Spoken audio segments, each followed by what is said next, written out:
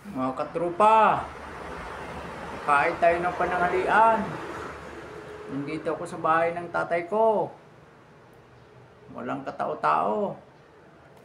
Meron ako ditong nagsayang ako ng kunting kanin, tsaka family, brand, sardines.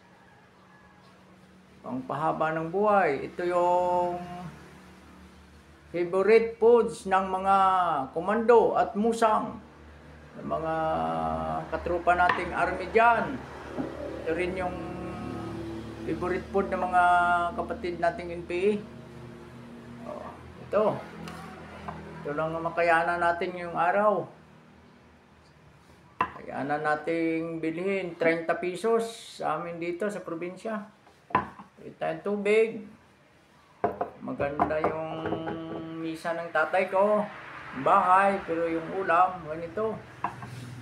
Mamaya, babalik ako doon sa kubo-kubo ko. Sa bundok. Doon talagang, pumunta lang ko dito, naglinis ng bahay niya. Nilinisan ko yung bahay ng tatay ko. Oh, ito yung ulam natin. Medyo social na tayo, di kutsara na. Ito lang. Anghang. With chili sauce. Kayo dyan, pag dumaan yung video ko sa inyo, paki-likes naman kasi balang araw baka magkapira tayo, makakain tayo ng masarap.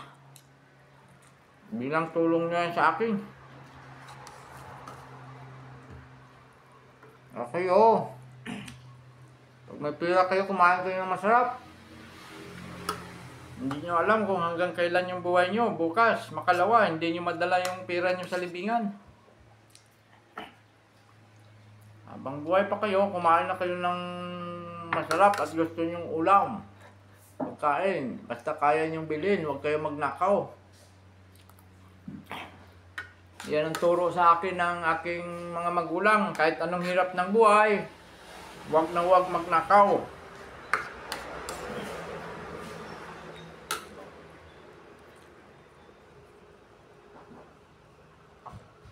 I love you all.